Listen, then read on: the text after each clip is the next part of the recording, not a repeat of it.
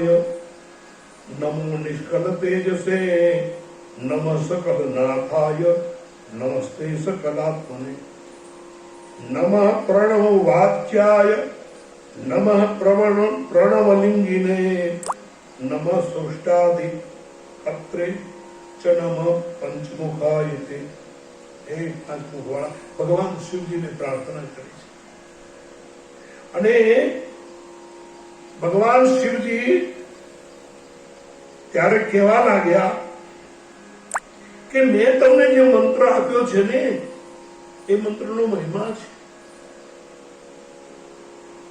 જો ધ્યાન આપજો, મંત્ર ગુરુ પાસે એટલા માટે માણસ જાતે જાતે મંત્ર જપવા માંડે તો પણ ફળ મળે, પણ ગુરુએ જે મંત્ર આપ્યો, મંત્ર કોઈ બીજા હોતા જ નથી।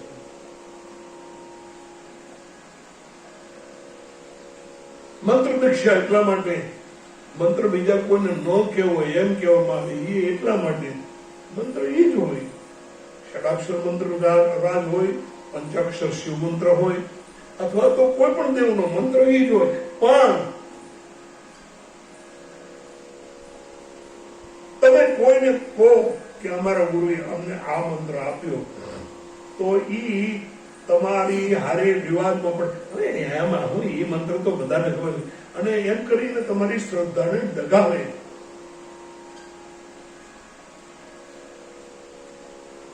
વાત શું કરે, વાત શું કરે, માટે વિચાર અને વાત એમાં બહુ સમજ રાખવું જોઈએ। અને એટલે મંત્ર કોઈને ન, તમે કોનો મંત્ર જપો છો, શું જપો છો, એ કદી કોઈને કહેવું નહીં, કારણ કે નહીતર એ વિવાદ કરીને એવા તર્ક લાવે કે તમને ભ્રમિત કરે, અને ભ્રમિત કરે એટલે એ મંત્રમાં તમારી શ્રદ્ધા ઓછી થઈ જાય, નિષ્ઠા ઓછી થઈ જાય, અને ઓછી થઈ જાય એટલે ફળ ઓછું મળે। મંત્ર યાતો મમ દ્રઢ વિશ્વાસા પંચમ ભજન સવેદ પ્રકાશા। રામાયણ છે, મારામાં દ્રઢ વિશ્વાસ રાખી અને મંત્રનો જપ કરવો, ઈ પાંચમી ભક્તિ છે। મંત્રનો જપ કરવો, પહેલા તો મંત્ર ત્યારે જ મળે જ્યારે આપણું અધિકારત્વ આવે છે। નાની નાની બધી ક્રિયાઓ છે ને એનું ફળ તો મળે। એટલે ભાઈ ઊંઘની ગોળી નાની એવી હોય, નાની એવી, પણ ઊંઘની ગોળી ખાઈ એટલે આપણને ઊંઘા નાખી દે, તરત ઊંઘ આવી જાય, ઊંઘાડી દે। ઝેર થોડુંક જ હોય,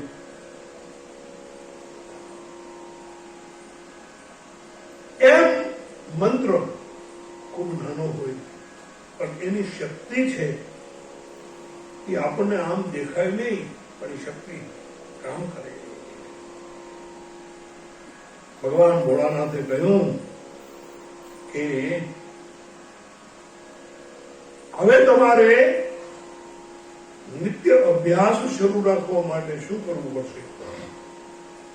ભગવાન શિવજી કહે છે કે તમે જાઓ અને પેલા શિલ્પશાસ્ત્ર પ્રમાણે એક વિમાન અથવા દેવાલય બનાવો। આદો વિમાન શિલ્પેન કાર્ય દેવ ગણે યુતિમ તત્ર ગર્ભ ગ્રહ રમ્યે ડોંડે દર્પણ સન્નિવે। એક મંદિર બનાવો, શિલ્પશાસ્ત્રનું મંદિર છે ને, જો આપણું ઘર પણ એવું હોવું જોઈએ જેમાં હવા હોય, ઉજાસ હોય। તમે જોજો, તમે ફળિયામાં ખાટલો નાખીને હુવો, સવારે કુદરતી હવા હશે તો ફ્રેશ, અને પંખા એટલે પૂજો, સવારમાં અકળાઈ જાય। કૃત્રિમ અને કુદરતી, એટલે મંદિર એ રીતે બનાવવું જોઈએ। આપણે અહીંયા આ મંદિર બનાવ્યું ને, ભગવાનને ડૂબતા ન રખાય, એટલે અહીંયા જ્યાં ભગવાનના સિંહાસન છે એ આખું પુરાણ કરી અને છેક સિંહાસન સુધી જોઈ લેજો, પાછળ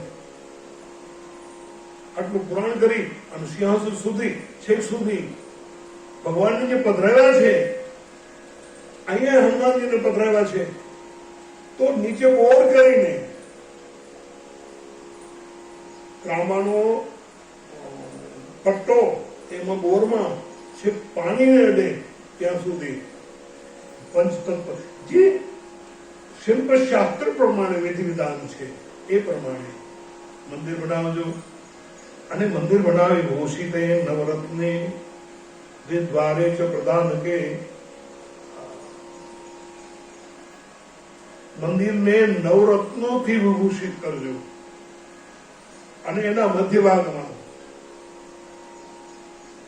લિંગની સ્થાપના કરજો.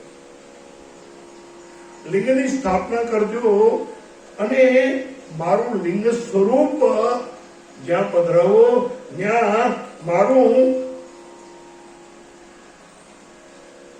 નાનકડું સ્વરૂપ પણ સાથે રાખજો.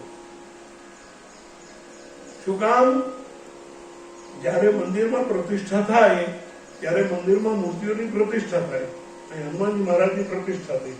હવે હનુમાનજી મહારાજ તો ત્યાં બેસી ગયા, એ ક્યાં હાલે ચલે નહીં, પણ વરઘોડો કાઢવાનો આવે ત્યારે એની ઉત્સવ મૂર્તિ હોય.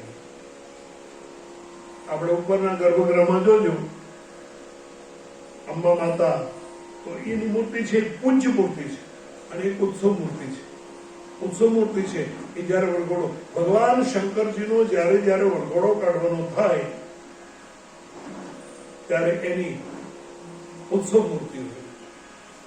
માટે રાખજો. આમ આજ્ઞા કરી.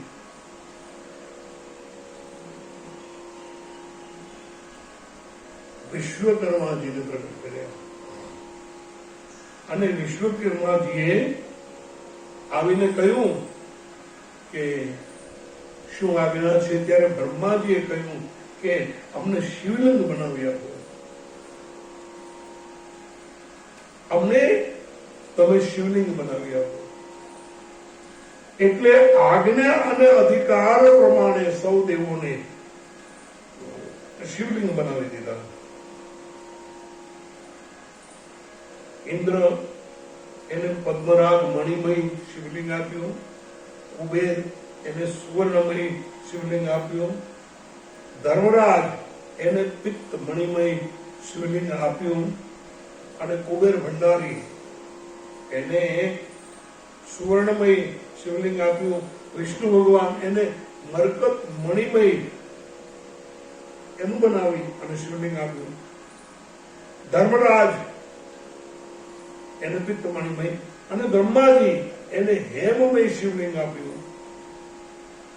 વૈષ્ણદેવો અને વસુઓ એને રૌપ્યમય એટલે ચાંદીનું શિવલિંગ બનાવી અને આપ્યું. વાયુદેવને પિત્તળનું શિવલિંગ આપ્યું. અશ્વની કુમારોને પાર્થિવ શિવલિંગ આપ્યું અને લક્ષ્મીજીને સ્ફટિકનું શિવલિંગ આપ્યું. સ્ફટિક પારદર્શક પથ્થર છે એટલે મોટે ભાગે સ્ફટિકની મૂર્તિ અથવા સ્ફટિકનું શિવલિંગ એની પ્રતિષ્ઠા કરવાની જરૂર નથી. એને તમે લ્યો અને પૂજા કરવા માંડો. દ્વાદશ મનુ એને તામ્રમય શિવલિંગ આપ્યા. સૌમિત્ર ચંદ્રદેવ એને મોતીનું શિવલિંગ આપ્યું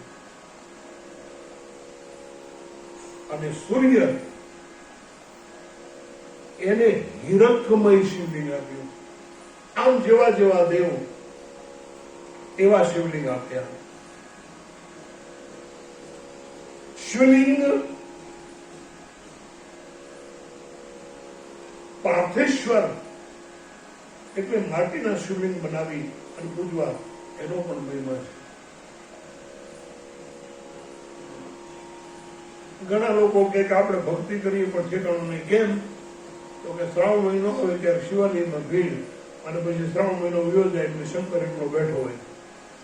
નવરાત્રી આવે એટલે માતાજીના ગરબા અને માતાજીના દીવાની ભીડ અને નવરાત્રી વહી જાય એટલે પણ આ વાતને સમજો, આ તર્ક કરનારા છે ને ઈ ધર્મને જાણતા નથી, એ લોકો કરે છે.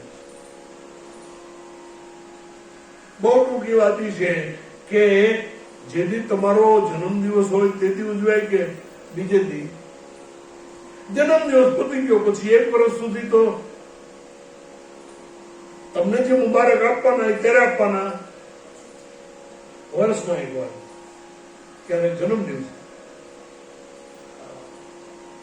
હવે તો લગ્ન દિવસ હોય એને પણ મુબારક આપે, કારણ કે લગ્ન પણ મહત્વનું છે.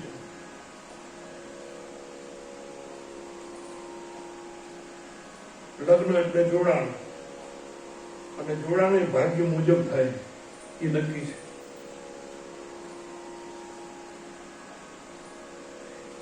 એક ભાઈ હતો, એક વાત યાદ આવી દીધો,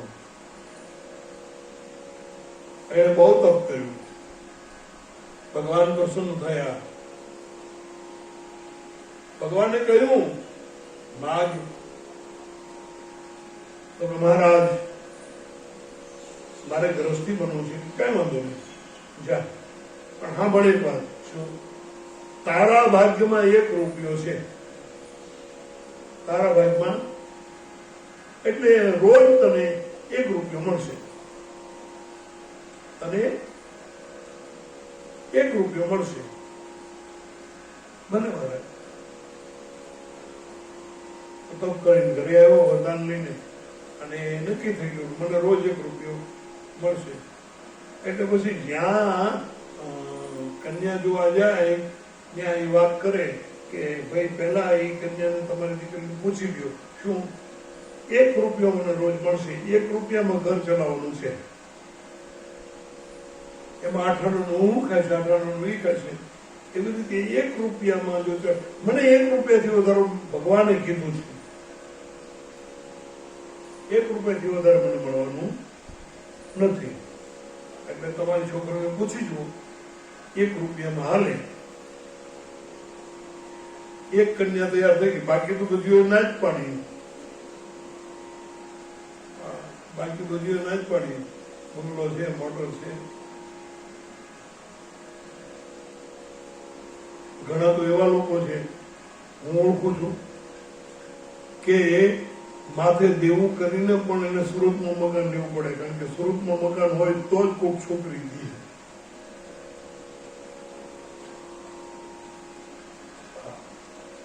પણ એક તૈયાર થઈ કે વાંધો નહીં, 1 રૂપિયામાં આપણે બે સારી રીતે જીવશું, વાંધો નહીં. લગ્ન થયા, પરણીને ઘરે આવ્યો ને વહુ આવી એટલે એને 11 રૂપિયા મળ્યા. ભૂલ્યો ભગવાનને કે મહારાજ મારા ભાગ્યમાં 1 રૂપિયો છે ને 11 કેમ ભૂલમાં આવી ગયા? ભગવાન કે નહીં, તારા ભાગ્યમાં 1 રૂપિયો છે, પણ તું જેની હારે પડ્યો ને એ છોકરી, એના ભાગ્ય હોય ને, એના ભાગ્યમાં 10 છે, એટલે 10 એના ભાગ્યના. માટે હવે તને રોજ 11 મળશે. ઓલીના ભાગ્યનો 10, તારા ભાગ્યનો 1. બરોબર? એમ કરતા કરતા કરતા શ્રીમંત આવ્યું, એના ઘરે છોકરો થયો, એના ઘરે છોકરાનો જન્મ થયો, અને છોકરાની છઠ્ઠી કરી એટલે તે દિવસે એને 31 રૂપિયા મળ્યા. કે મહારાજ 31 રૂપિયા, 1 રૂપિયો જ મારા ભાગમાં? તો કે હા, તારા ભાગમાં 1 રૂપિયો છે, પણ તારી પત્ની એના ભાગમાં 10 રૂપિયા છે, અને તારો જે દીકરો આવ્યો એના ભાગમાં 20 રૂપિયા છે. એટલે હવે તને 31 રોજ મળશે. હું કહેવાય માંગુ છું, મારો કહેવાનો ભાવ એ છે કે કોઈ એવું અભિમાન કરવું નહીં કે આપણું છે, આપણે કોના ભાગનું ખાતા હોય આપણને ખબર નથી. માટે ખાઓ રે એ પીવો ને વિગતે વાવરો રે બેડલો નાગરિયો એ બેડલો નાગરિયો.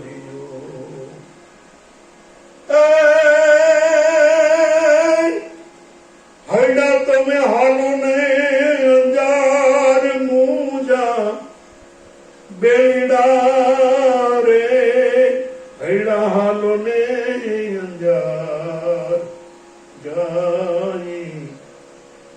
જાતરા એ કરવાને જેસલ પીરની એ બેડલો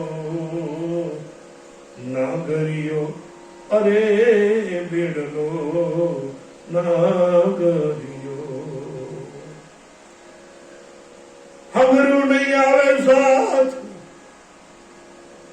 કોને ખબર કોના ભાગ્યનું ખાતું હોય અને માટે ખાવો રે પીવો ને વિગતે વાપરો વિગતે નાના માણસનો હક લઈ લેવાની કોઈ દિવસ કોશિશ ન કરવી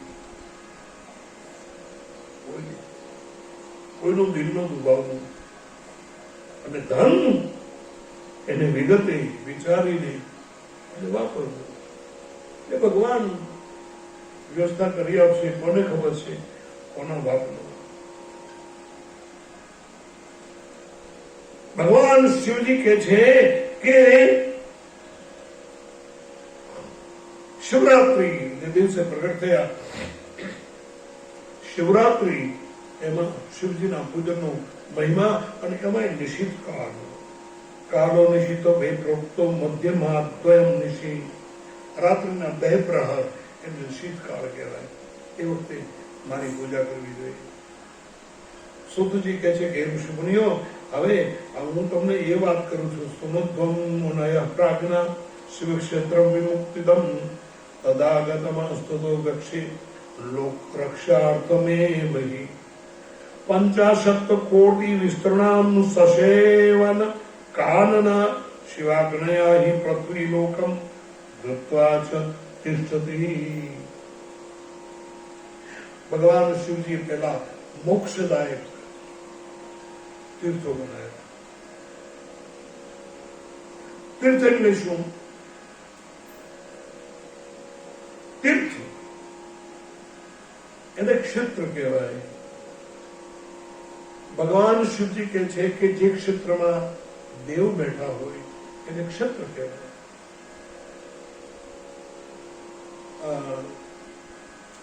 ઘણા કળયુગના તીર્થ ઘણા દ્વાપર યુગના તીર્થ અને ઘણા ત્રેતા યુગના તીર્થ ઘણા સતયુગના તીર્થ સતયુગનું તીર્થ પુષ્કરરાજી સતયુગનું તીર્થ બ્રહ્માજીનું મંદિર ત્યાં જ છે પછી આ ઘટના બની સતયુગ એમાં કેવળ એક બ્રહ્માજીનું સતયુગનું તીર્થ સતયુગના તીર્થોમાં પુષ્કરરાજ કેદારનાથ અથવા 12 જ્યોતિર્લિંગો